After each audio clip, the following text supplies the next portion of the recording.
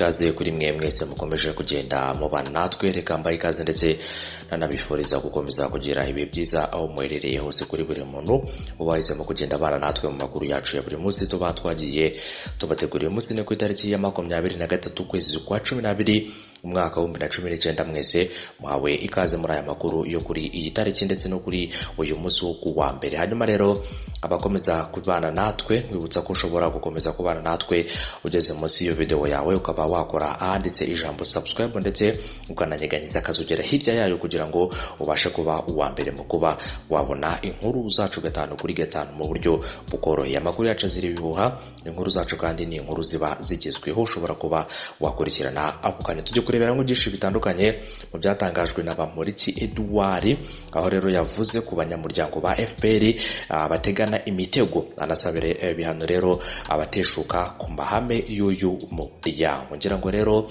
ibingibi Bamporiki Edouard akaba ari umunyamabanga wa leta muri Minisiteri y'Urubyiruko n'Umuco.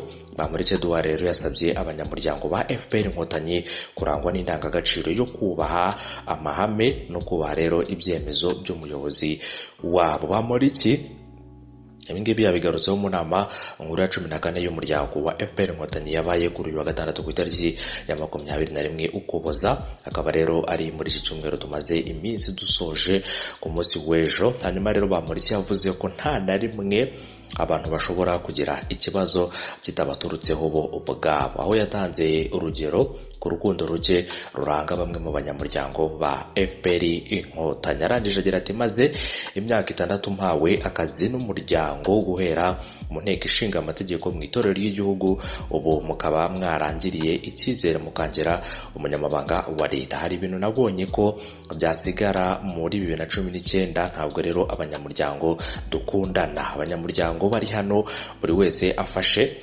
ndangururamajwi rero akavuga mugenzi we wamuteze imitego abishaka, wamubeshyeye abishaka, hahandi umuntu ahimba inkuru ikagera kuba cyangwa se ikagera ku munyamabanga mukuru SG umuryango akaguhamagara akakubaza ikintu utigeze urota cyangwa se utigeze utekereza, utanarota niwanyu batarota. Yavuze ko rero muri icyo gihe iyo ubashijwe ibintu nk'ibyo rero usa n'uwumwe, kandi ubusanzwe umuntu ubuze icyo wavuga abasa rero n'uwemera. Yunzemo ati rero nondekanyije ngahabwa nk'umwanya utivuga uwakubeshyeye n'icyo yakubeshye, mwakwibaza rero icyo tuba tubishakamo, ntabwo rero bibereye umuryango. Bamporiki yavuze ko uko kubeshyirana kudindiza rero imikoranire, kuko bigera aho usanga abantu bafata umwanya munini mu kujya gutegura imitego y'abatera cyangwa se y'abatabifuriza ibyiza, aho bagakomeza inshingano bahawe. Hanyuma rero yakomeje agira ati ni ukuvuga ngo kwa kubaha amahame cyangwa se kwa kubaha amahame n'ibyemezo by'umuryango n'icyemezo cyanyu nyakubahwa chairman, iyo mugiriye rero icyizere umuntu mukamuha inshingano, umunyamuryango wese ugambiriye kumutega umutego yibwira ko ari gukemura uwo ateze umutego, ariko namwe abahaye mu kinshobora rero kugira intege nke zo gukora ibyo mwanshinze, ariko noneho iyo hiyongereyeho rero ho kubo cyangwa se ko buri munsi ngomba kujya nsimbuka imitego nk'itanu mbere yo gukora akazi mpawe cyangwa se mwampaye, birangira akazi kabaye gusimbuka imitego, ukayoberwa rero igihe tuzakorera akazi. Bamporiki rero yabisanishije n'amateka avuga ku gitekerezo kivuga ngo iyo indagu yasumbwe cyangwa se igitekerezo ngo kivuga ngo iyo indagu yasumbwe n'inda, asaba bagenzi be rero kwirinda kwikunda n'ibindi byo kwirebaho ku giti cyabo. Ati rero iki gihe rero dukwiye kuvuga ngo inda ye gusumba indagu, twese tukajya twubaka ibyo umuryango wemeje ku buryo rero cyangwa se ku buryo niba hari icyemezo umuryango wafashe kwicara mu ruganiriro abantu bakakijyaho impaka rero mu miryango yabo, ari abanyamuryango babyumva nk'icyaha ndetse byamenyekana umuntu akabihanirwa. Mu byifuzo yatanze muri iyi nama yasabye ko ndetse no ku cyicaro gikuru cya FPR Inkotanyi hakagombye kujya ikimenyetso rero kigaragaza igitambo cy'amaraso, ku buryo umuntu wese winjiyemo kubita amaso icyo kimenyetso akazahora yibuka ko hari rero abamenye amaraso kugira ngo tubayeho. Yasabye kandi ko nk'uko abayobozi bananiwe inshingano zabo muri leta birukanwa, no mu muryango wa FPR Inkotanyi rero harebwe uburyo abateshuka ku mahame yawo bafatirwa ibihano nabo. Yagize ati iyo umuntu muri leta yananiwe inshingano kubera ko yananiwe cyangwa yananijwe arahanwa agakurwa mu nshingano. Ariko iyo umuntu yahemukiye umuryango ntabwo ndabona icyo atakaza. Muri leta utakaza akazi, ariko mu muryango ntabwo ndamenya icyo umuntu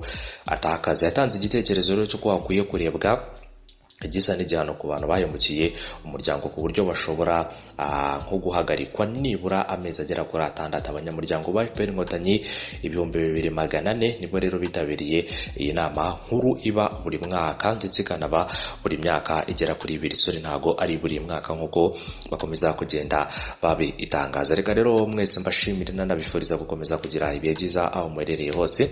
Hanyuma rero abakomeza kugenda mubana natwe mukomeze mugore kuri subscribe, hanyuma mukomeze kugenda mubona inkuru zacu 5/5. Urumva rero byinshi bitandukanye mu byo Bamporiki yakomeje kugenda atangaza, ariko rero bikaba byari byiganje ku bijyanye rero no gufatira ibihano buri muntu uwo ari we wese uteshuka ku mahame y'umuryango wa FPR Inkotanyi. Wa mugani se umuntu yakwibaza ngo ko umuntu ashobora gutakaza imirimo ye mu gihe yaba atitwaye neza mu kazi, utitwaye neza mu muryango ahanishwa. Ikindi kibazo rero gikomeye ndetse ni n'ikibazo Bamporiki avuga ko kigomba gushakirwa igisubizo kuri buri muntu uwo ari we wese uteshuka ku mahame y'umuryango wa FPR Inkotanyi. FPR Inkotanyi rero bakoze byinshi kugira ngo buri muntu uwo ari we wese rero abeho, cyangwa se kugira ngo igihugu kigere aho kigomba kugera. N'umuryango rero ukomeye, n'umuryango wubatse byinshi bitandukanye, kandi n'umuryango uhuriwemo n'Abanyarwanda benshi. Ngira ngo rero n'umuryango ufite icyerekezo. Ikindi kandi rero n'umuryango ubereye u Rwanda ndetse n'Abanyarwanda muri rusange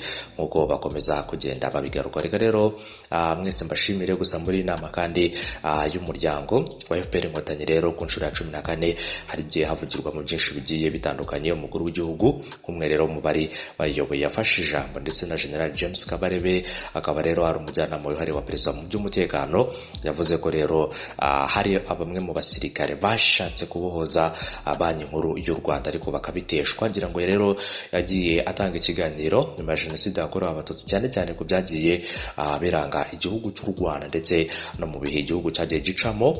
Bikaba rero ari ibihe bikomeye cyane nyuma ya Jenoside yakorewe Abatutsi. Reka rero duhinira ngaha inkuru yacu y'uyu munsi, ndetse tunabashimire kuri mwebwe mwese muba mwagiye mubana natwe. Abanyamuryango ba FPR Inkotanyi rero reka mbifurize gukomeza kugira ibihe byiza ndetse no gukomeza kunogerwa na gahunda zacu, hanyuma n'abandi mukomeza kugenda mukurikirana amakuru yacu 5/5. Namwe turabashimiye. Ubwo rero inkuru zacu nakagaruka, mukomeze kugenda mugira ibihe byiza. Bagize ibyago nyabuneka mwihangane inshuti zanjye, hanyuma rero mukomeze kwihangana kandi Nyagasani akomeze kubaba hafi mu bikorwa ibyo ari byo byose muba mwateguye, ndetse mugenda munagaruka. Hanyuma n'abandi mwese mufite ibikorwa bigiye bitandukanye, ndabizi neza ko rero hari benshi mudukurikiye murimo murashaka amafaranga, hari abandi mudukurikiye muri mirimo igiye itandukanye, ndetse hari n'abandi mudukurikiye muri mu nshingano zitandukanye, zaba rero inshingano z'ubuyobozi ndetse n'izindi nshingano zose muba mwarahawe. Reka nkomeze kubifuriza ibihe byiza aho muherereye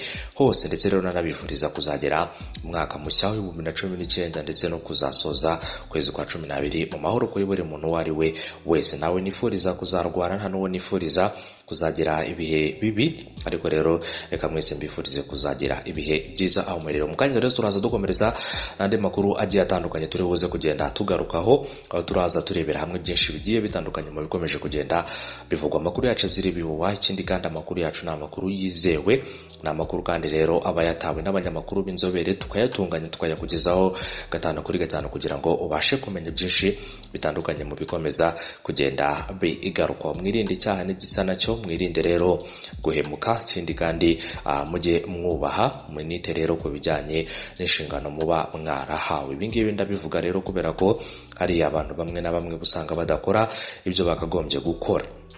Ndabigarukaho rero kubera ko hari byinshi bitandukanye, ndetse hari n'ibitekerezo bikomeza kugenda bitangwa kuri buri muntu rero ukora ibyo atakagombye gukora. Ni byiza rero ko umuntu akora ibyo agomba gukora kandi akabikora mu gihe cyanyacyo, akanabikora mu buryo bwa nyabwo. gukora ikintu rero mu mwanya wacyo ukagikorera igihe kandi ukagikora neza ni kimwe mu bintu bishobora kuba byafasha buri muntu uwo ari we wese. Ndabashimiye rero, ntago ndabwiziringe mu magambo cyangwa ko mvuge byinshi kubera ko haracyari umwanya wo gukomeza kuganira kuri byinshi bitandukanye, ariko cyane cyane rero reka mwese nkomeze kugenda mbashimira ndetse nanabaha ikaze no mu yandi makuru turimo turagenda tubategurira. Hanyuma rero tugiye kuza turebera hamwe n'andi makuru agiye atandukanye, twari turi kureba byinshi bitandukanye mu byatangajwe na Honorable Bamporiki Edouard. Nguwo rero akaba ari umunyamabanga wa leta muri Minisiteri y'Urubyiruko. Ngira ngo rero ni imirimo yahawe mu minsi mike ishize mu kwezi kwa 11, akaba rero ari imirimo yahawe kandi avuga ko azayikora neza mu gihe rero azaba arinzwe ibijyanye n'imitego abantu bagenda bamutega myinshi igiye itandukanye. Reka rero bashimire abategana imitego, namwe mwisubireho, si byiza gutega umuntu umutego. Bajya bavuga ngo rero umutego mutinda ushibukana nyirawo. Niba rero wifuza gutega umuntu umutego, ujye ubanza umenye ko uwo mutego ushobora kumutega cyangwa se ugiye kumutega ushobora kuba wamushibukana, ariko utamushibukanye urumva ibyako. Reka mbashimira, mugire umunsi mwiza, munagire ibihe byiza. Bye bye.